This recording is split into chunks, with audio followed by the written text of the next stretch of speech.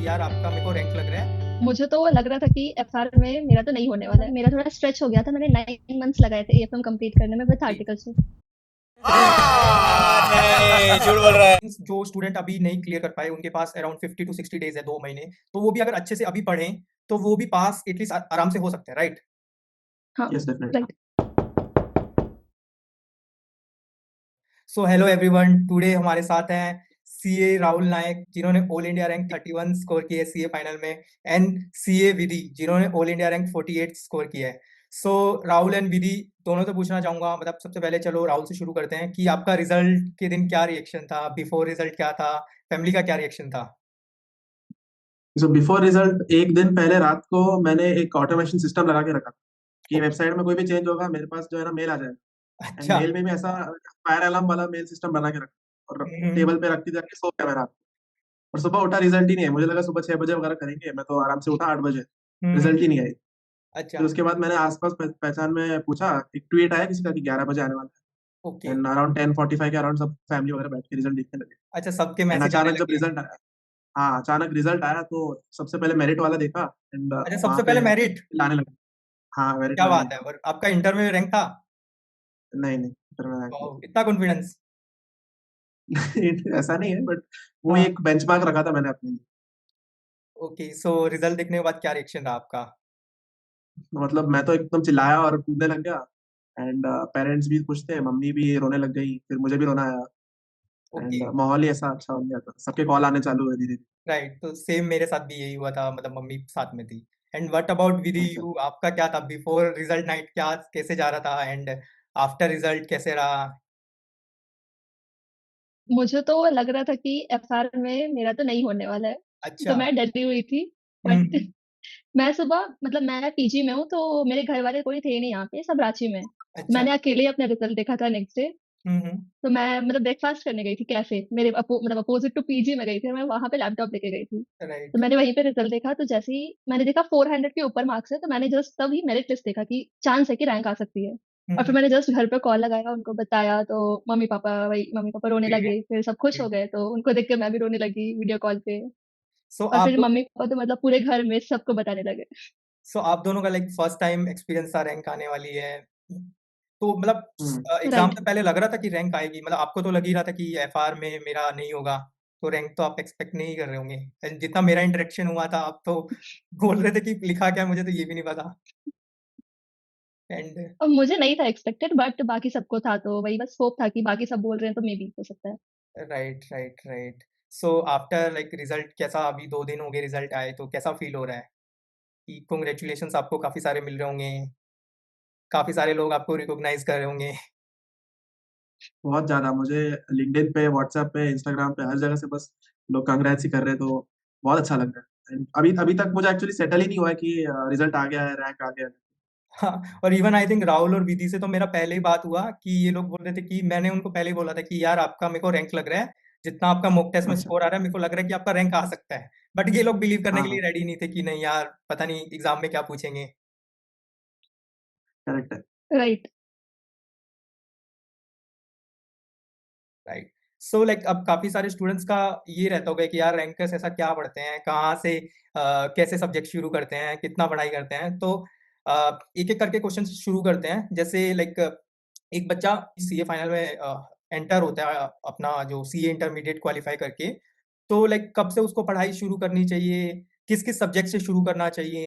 तो वो सबसे पहले विधि आप बताओ, आपने अपना लाइक कैसे क्लासेस कब शुरू की थी, कब से पढ़ाई शुरू की थी?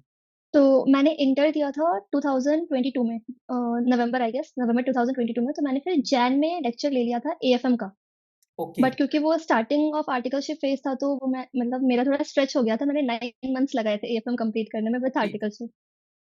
उसके बाद मैंने फिर मतलब थोड़ा जल्दी जल्दी किया, तो मेरा I think Jain 2025 this year वो मेरा कंप्लीट हुआ टोटल लेक्चर्स मेरे। राइट। और उसके बाद फिर एसपीओएम दिया मैंने, एंड मैंने हाँ फेब में एसपीएम दिया। उसके बाद मेरा रिवीजन स्टार्ट था। Okay, and what's about Rahul you, आपने कब से क्लासेस शुरू की एंड कब खत्म की, मैंने स्कोर कैसे मेरा रहे? भी ऐसे विधि जैसे ही था, नवंबर 22 में एग्जाम खत्म हुआ। Then okay. ऐसा प्लानिंग मैंने बहुत रखा था कि जैसे ही आर्टिकलशिप चालू होगा चालू करूंगा चालू करूंगा। एंड मैं लेक्चर्स लिया भी, मैंने 6 मंथ्स वैलिडिटी वाली लेक्चर ली। And hmm. 2 लेक्चर देखा मैंने, एंड 6 मंथ्स खत्म हो गए। ओह! और उसके बाद में मैंने क्या किया, 2 मंथ्स का एक्सटेंशन वगैरह लेके 2-3 महीने में एफआर बस उड़ाया मैं। ओह! तो उसके बाद मुझे बहुत रिग्रेट हुआ, क्योंकि उसके बाद मुझे खुद से ही पढ़ना पड़ा एफआर। देन मतलब जो भी एएफएम उसके जस्ट 1-2 महीने बाद चालू किया मैंने। मतलब जो भी बच्चे क्लास ले रहे हैं वो क्लास को अच्छे से देखें और साथ में आधा 1 घंटा देके करेक्ट, उसको रिवाइज़ कर लें पर डे, जितना भी क्लासेस में एग्ज़ैक्टली, सीखा है। एग्ज़ैक्टली। राइट। फर्स्ट ईयर में क्या था ना, लोगों को पता नहीं होता कि क्या वर्क क्या रहेगा, कितना प्रेशर रहेगा। तो उस राइट, हिसाब से एकदम प्लानिंग करके करना चाहिए। राइट। ओके। मैंने तो इवन नोट्स भी नहीं बनाए थे, नोट्स बनाने चाहिए। मतलब आप जो क्वेश्चन कर रहे हो आपको एक अच्छे कॉपी में लिखना चाहिए। मैंने रफ में सब किया था, तो मेरे पास था ही, मतलब लास्ट में कुछ भी नहीं था मेरे पास कि स्टिल मैं रेफर कर पाऊँ। स्टिल आप लोगों ने फिर भी अच्छी रैंक ले आए। मतलब आप you are in 0.1% of CA results अगर आप रैंक होल्डर हो तो।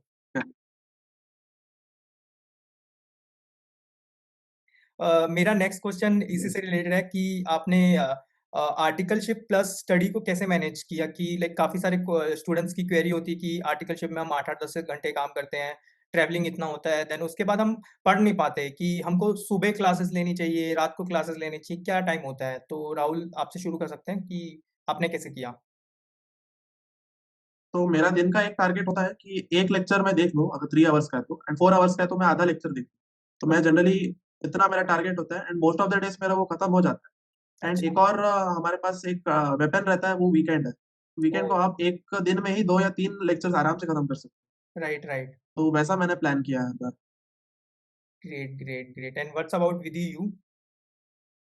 सर मैंने भी वैसे ही किया था। लाइक जब मैंने लेक्चर लिया था तो मेरा ये था कि मैं वो टाइम बनाती थी कि अगर इतने लेक्चर है तो इतने टाइम में हो जाना चाहिए। तो वीक डेज पे नहीं हो पाते थे उतने, बट वीकेंड पे मैं ट्राई करती थी कि 5 लेक्चर्स मैं कर लूँ, तो उसमें मैं बहुत ज्यादा कर देती थी।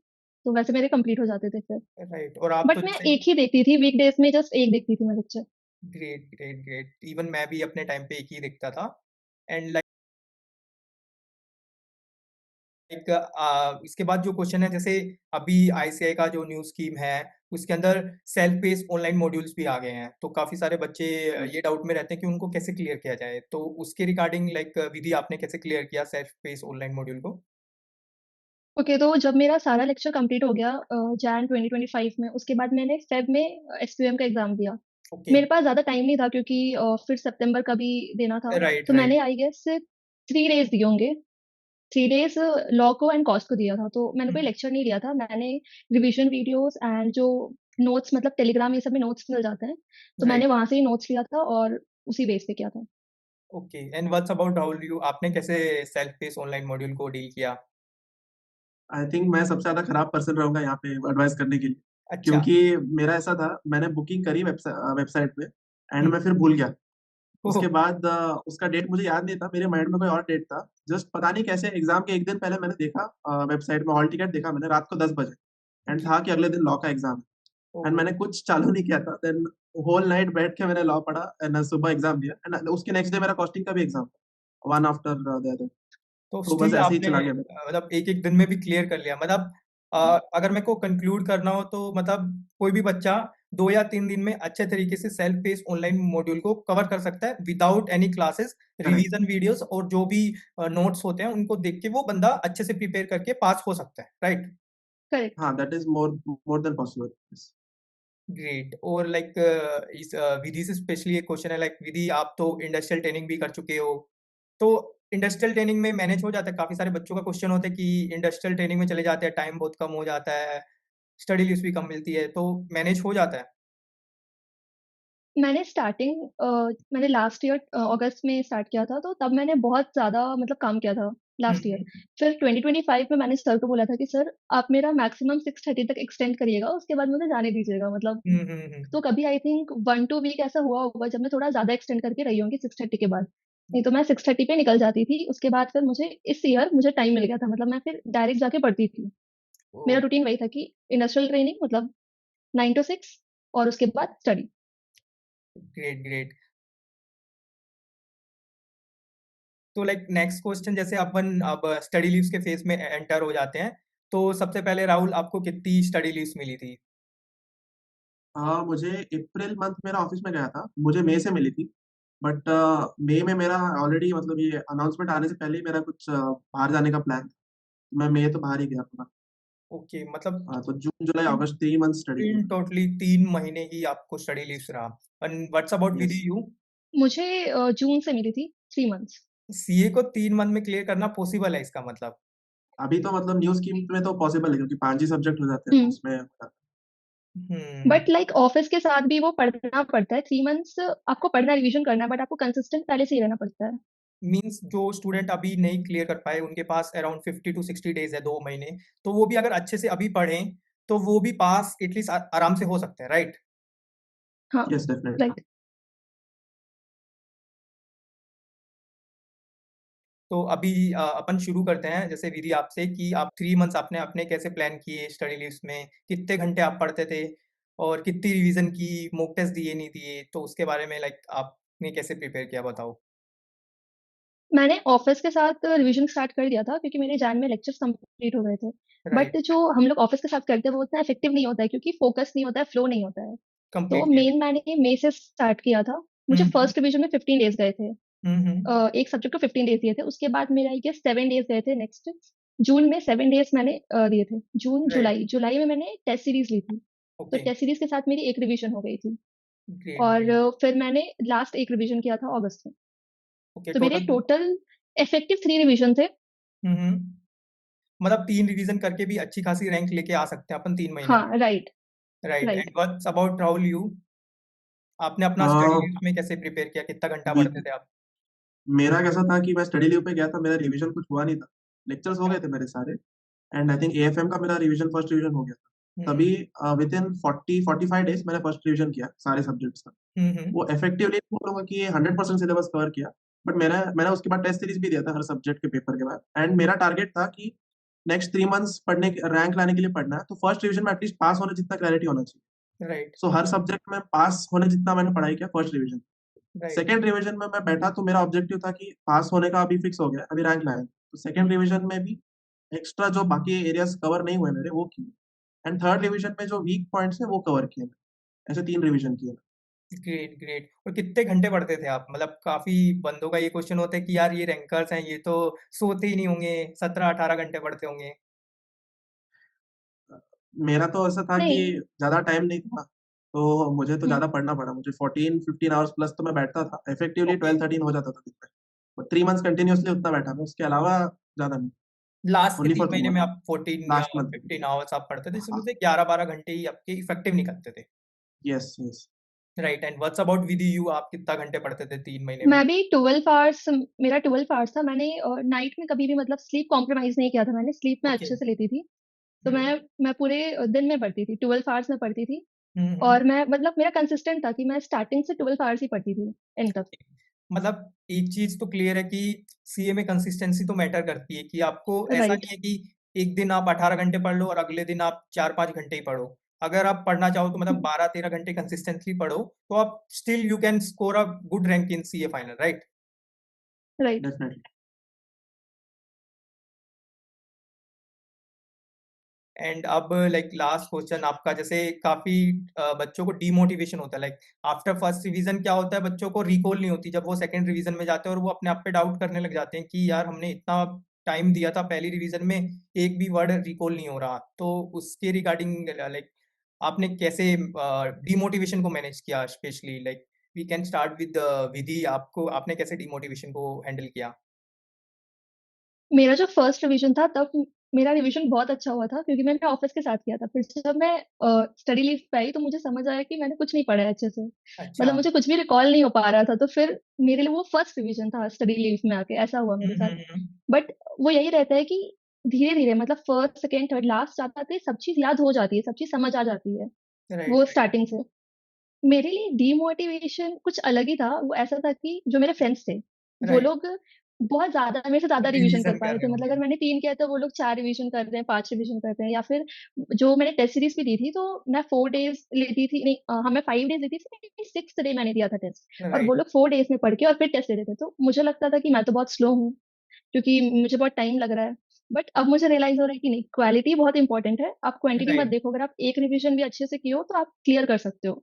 राइट, इवन मैं वैसे भी आई थिंक विधि से कनेक्ट था जब मैंने उसको बोला कि देखो क्वांटिटी से ज़्यादा क्वालिटी पे आप फोकस करो। मैंने भी 3 रिवीजन की थी, मैंने भी रैंक स्कोर की, एंड विधि आप भी रैंक स्कोर कर सकते हो और आज आपने कर ही ली है।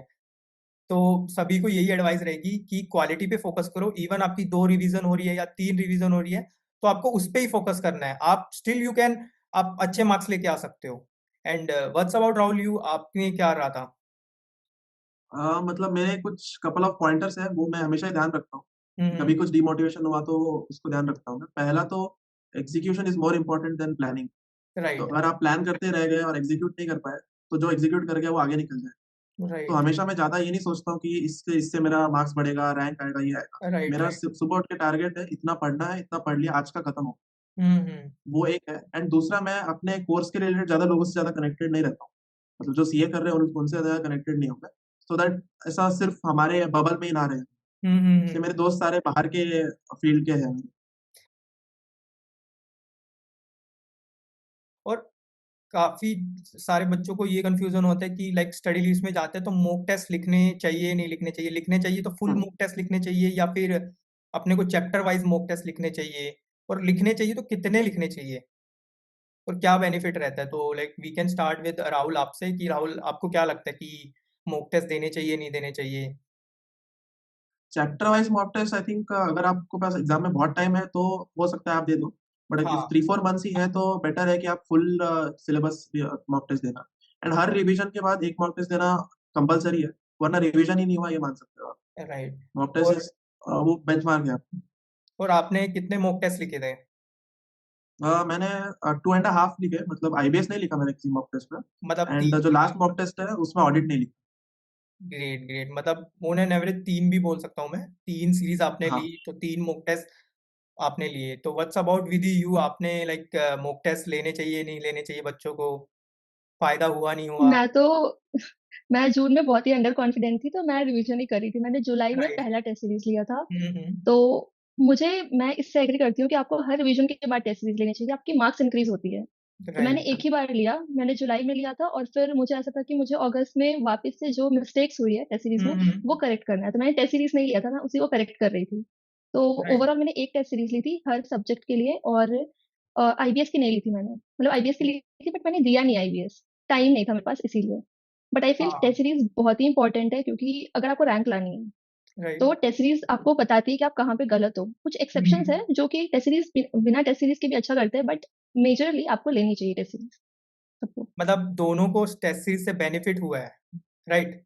डेफिनेटली। डेफिनेटली। और डेफिनेटली। मतलब अगर लाइक टेस्ट सीरीज हम नहीं देते तो हमको हमारे वीक एरियाज तो नहीं पता चलने वाले थे कि बच्चे क्या एग्जैक्टली। करते हैं राइट। कि टेस्ट लिखते रहे हैं, सीधा जाके फाइनल एग्जाम्स लिखते हैं। अब वो क्या होता है, सिली मिस्टेक्स होती है, काफी स्टूडेंट पैनिक हो जाते हैं, काफी लोगों को पता ही नहीं कि पेपर कैसे लिखा जाता है।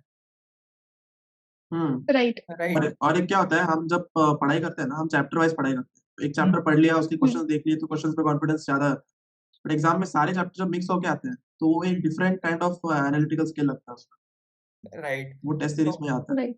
राइट, सिंस आप लोगों ने हमसे ही टेस्ट सीरीज ली थी तो लाइक आपको कैसा लगा कि टेस्ट सीरीज अच्छी थी, बुरी थी, या आप किसी को रिकमेंड करोगे कि आपको टेस्ट कैसे टेस्ट लगे? सीरीज से मेरे मार्क्स तो इंक्रीज हुए हैं, क्योंकि राइट। जैसे आपने भी मुझे बताया था कि मैं थोड़ा क्रिस्प वे में लिख रही थी सारे आंसर्स। तो आपने बोला था कि थोड़ा सा उसे मतलब अच्छे से लिखना है, तो मैंने वैसे ही किया था एग्जाम में। प्लस मतलब कुछ कुछ थ्योरी में इशू आ रहे थे, तो वो भी आप लोगों ने मुझे बताया था, तो आई गेस कि मेरे मार्क्स इंक्रीज हुए हैं उससे। और आप लोग का एक चीज बहुत अच्छा था कि सारे मतलब जो भी आप पेपर चेक कर रहे थे उसमें बहुत रिमार्क्स था। मतलब हर एक पेज में आप लोग रिमार्क्स लिख के दे रहे थे कि यहाँ पे ये गलत है, तो वो बहुत हेल्पफुल था। राइट। और व्हाट्स अबाउट राहुल, यू आपका क्या कहना है इस रिगार्डिंग? हाँ, मुझे भी ऐसे, मेरा भी ऐसा ही था कि टेस्ट सीरीज की वजह से डेफिनेटली मार्क्स इंक्रीज हुआ है। स्पेशली क्या होता है ना, टेस्ट सीरीज तो आप क्वेश्चन का आंसर लिख दोगे, बट उसमें आपने गलत क्या किया है उसका रिमार्क अगर आपको नहीं पता तो फिर टेस्ट सीरीज का उतना पॉइंट नहीं होता। And right. मेन क्या है कि अगर सामने जो चेक करने वाला है अगर खुद ही एक रैंकर हो एंड उसने खुद ही आपको फीडबैक दिया है, स्पेशली गाइडेंस दिया है, तो फिर वो डेफिनेटली हेल्प। राइट, तो मेरा भी शुरू से यही मानना है। मतलब मैंने भी काफी सारी टेस्ट सीरीज ली थी। जो एक चीज मेरे को मिसिंग लिखती थी ना, कि ना कोई रिमार्क्स नहीं लिख के देता। रिमार्क्स लिख के देता है एग्जैक्टली। तो बोलता है राइट। कि आईसीआई स्टडी मटेरियल के अकॉर्डिंग है। भाई बताओ क्या गलत करें, कैसे लिखना है? तो थोड़ा बहुत बता दो तो बच्चे के हाँ, लिए इजी रहता है। तो हमने इसी पर्पज से ये टेस्ट सीरीज शुरू की थी। और लाइक हमारा रिजल्ट भी काफी सही रहा है कि रिमार्क्स का सभी बच्चों को ऐसा लग रहा है कि आपने सही तरीके से रिमार्क्स लिख के दिए हैं, जिससे हमको हमारे वीकनेस पॉइंट्स पता चले हैं। एंड लास्ट क्वेश्चन एक कि लास्ट डे पे आप लोगों ने कैसे पढ़ाई की, और एग्जाम अगर किसी को लिखना है 3 घंटे में तो क्या चीजों को ध्यान देना चाहिए, क्या पैटर्न फॉलो करना चाहिए? तो राहुल, आपसे शुरू कर सकते हैं पहले। आपने लास्ट डे में कैसा पढ़ाई किया, और 3 घंटे में आपने एग्जाम कैसे लिखा, स्टार्टिंग के जो 15 मिनट मिलते हैं उसको कैसे यूटिलाइज किया? सो स्टार्टिंग में एफआर को जो है उसके लिए मैंने 3.5 days दिए, एंड उसके अलावा हर सब्जेक्ट में तो 1.5 days मिलता है। हमें एएफएम में 2 दिन की छुट्टी थी। राइट। तो एएफएम में मैंने क्या किया था, क्योंकि मेरा ऑडिट सबसे वीक सब्जेक्ट है, क्योंकि हम्म। मुझे थियरी याद नहीं होती। हम्म। तो ऑडिट इसके एएफएम के दोनों दिन छुट्टी पे मैंने ऑडिट ही पढ़ा। राइट। एएफएम तो सिर्फ आधा दिन ही पढ़ा मैं, जो सुबह टाइम मिला मुझे। एंड बाकी सब्जेक्ट में क्या स्ट्रेटेजी रखी मैंने कि 100% सिलेबस खत्म करके जाना राइट। है। एंड मैंने एक शीट पे रखा था, एलडीआर शीट करके मैं हर सब्जेक्ट के लिए बना के रखा। उसमें क्या है, जो भी मेन फॉर्मूलास है या फिर मेन टॉपिक्स है या फिर वो चीजें हैं जो मैं हमेशा ही गलत करता हूँ या फिर मुझे पता है कि क्वेश्चन देखने से पहले वो देखना है, वो सब मैंने लिख दिया एक जगह पे। एंड एग्जाम हॉल में अराउंड 1 o'clock या फिर 12:45 को पहुंच के वहां पे सिर्फ वो एक शीट में आराम से गो थ्रू। वो एग्जाम तक पहुंचने वाला पीरियड जो है ना, बहुत इंपॉर्टेंट। राइट। And right. एक बार आपका एग्जाम चालू हो गया तो 1:45 to 2 o'clock 15 मिनट्स आपको मिलता है, उसमें पूरा पेपर गो थ्रू करना है। एंड मैं क्वेश्चन पेपर के लास्ट में ही पूरा स्ट्रेटेजी बनाता था कि फर्स्ट क्वेश्चन कौन सा है, उसके बाद कौन से क्वेश्चन है, एमसीक्यू क्वेश्चन 2 के बाद 3 के बाद करना है, कब करना है। वो राइट। 15 मिनट्स में डिसाइड कर लिया। उसके बाद 3 hours में बस वो जो लिखा है ना 1 to 1 उसे फॉलो करना है, और ज्यादा सोचना नहीं है उसमें। ये राइट। स्ट्रेटेजी रही राइट। मेरी। और विधि, आपने कैसे लास्ट डे में प्रिपेयर किया, एंड एग्जाम में 3 घंटे कैसे प्लान किए, 15 मिनट जो पहले मिलता है उसको कैसे आपने यूटिलाइज किया? मेरे इंटर में रैंक नहीं आया था, उसका मेन रीजन यही था कि मैं इसको प्लान नहीं कर पाई थी। मतलब राइट। मैं रिवाइज, जैसे ऑडिट था तो मैं सिर्फ एक मॉड्यूल रिवाइज कर पाई थी, दूसरा कर ही नहीं राइट। पाई थी। राइट। तो इस बार मैंने सोचा था कि उसको प्लान करना है। मैंने क्या किया था कि हर बुक के लिए मुझे ऐसा था कि अगर फुल रिवीजन करना है तो मेरे पास एक ही नोटबुक होना चाहिए जिसको मैं पढ़ के जा पाऊँ, मतलब मल्टीपल होंगे तो मैं नहीं पढ़ पाऊंगी। राइट। तो मैंने राइट। हर जो कॉन्सेप्ट बुक होते हैं उसी में क्वेश्चंस लिख लिया था कि इससे क्या क्वेश्चंस बन सकते हैं, या फिर जो चीज उस बुक में नहीं है वो भी एक पेज इंसर्ट कर दिया था उसमें। तो मेरा टाइम सेव हो गया, मतलब एग्जाम के पहले मैं कम टाइम पे पूरा 100% रिवाइज कर पाई। और एक चीज बहुत इंपॉर्टेंट है, जैसे सब बोलते हैं कि एबीसी इंपॉर्टेंट नहीं है, एबीसी नहीं करना चाहिए, एबीसी एनालिसिस, बट आपको लास्ट डेज में एबीसी बहुत इंपॉर्टेंट होता है, क्योंकि हम लोग को उसी ऑर्डर में पढ़ना चाहिए, एबीसी ऑर्डर में, कि जो राइट। सबसे ज्यादा इंपॉर्टेंट है, क्योंकि अगर कुछ छूट भी जाए तो वो सी कैटेगरी छूटेगा, तो आपको उतना इशू नहीं होगा। तो मैंने वही फॉलो किया था। और 3 आवर्स का मेरा ऐसा था कि जो सबसे बेस्ट आंसर होता है, मतलब जो मेरे को सबसे अच्छा आता है, मैं सबसे पहले वही अटेम्प्ट करती थी। और अच्छा। मैंने फर्स्ट क्वेश्चन किसी भी सब्जेक्ट में नहीं चूज किया पहला करना, फर्स्ट क्वेश्चन हमेशा मैं लास्ट करती थी। इवन एंड मैंने भी सेम ही वही, यही मतलब किया। मैं लास्ट से स्टार्ट कर। हाँ, हाँ, यू कैन कैरी ऑन। और और आपको ना स्टार्टिंग से स्पीड मेंटेन करना है, क्योंकि हैंडराइटिंग तो नहीं दिखता है कोई, handwriting is not very important, and formatting भी इंपॉर्टेंट नहीं है। आपको जो आप कंटेंट लिख रहे हो वो अच्छा है, फर्स्ट आंसर आप थोड़ा अच्छा लिख सकते हो, बट बाकी आपको मतलब एक स्पीड मेंटेन करनी होती है, नहीं तो पेपर फिर छूट जाएगा। तो वो इम्पोर्टेंट है।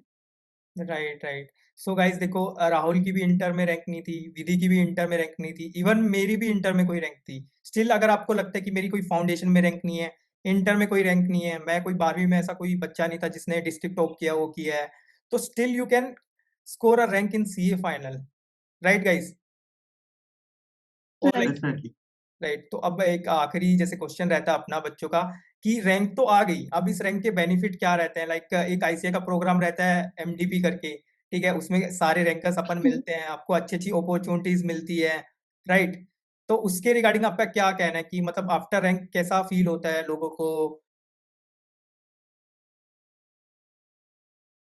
रैंक के बाद एक ऐसा होता है कि आपको हर तरफ से रिकॉग्निशन मिलता है, फिर एक राइट। रिस्पेक्ट आता है कि आपको फैमिली में सब मतलब कॉन्ग्रेचुलेट करते हैं, ऑफिस में लाइक मेरे ऑफिस में भी मुझे बहुत मतलब अच्छे से वेलकम किया गया एंड मुझे राइट। Gifts right. भी दी गई, तो बहुत अच्छा लगता है उससे।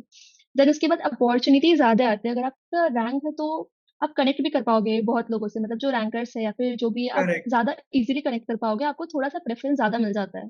तो वो राइट। बेनिफिट है। एंड यस, एमडीपी के लिए मैं भी एक्साइटेड हूँ, क्योंकि मेरे लिए भी फर्स्ट है, तो लेट्स सी क्या होता है। और इवन अभी जो लाइक जितनी इतनी सारी जॉब अपॉर्चुनिटीज निकलेगी तो उसमें भी रैंकर्स को काफी प्रायोरिटी मिलती है। तो डेफिनेटली गाइज, रैंक के लिए अगर आप प्रिपेयर कर रहे हो तो वर्थ इट तो जरूर होता है सीए में। एंड व्हाट्स अबाउट राहुल, आपका क्या कहना है कि आफ्टर सी मतलब क्या बेनिफिट्स लग रहे हैं आपको रैंक के? आपको लाइक आई एमटीबी थिंक भी आया? हाँ, हाँ। मेन बेनिफिट मेरे लिए तो ऐसा है कि मैं अभी लाइफ लॉन्ग बोल पाऊंगा कि फाइनल सीए फाइनल में रैंक लाया हूँ।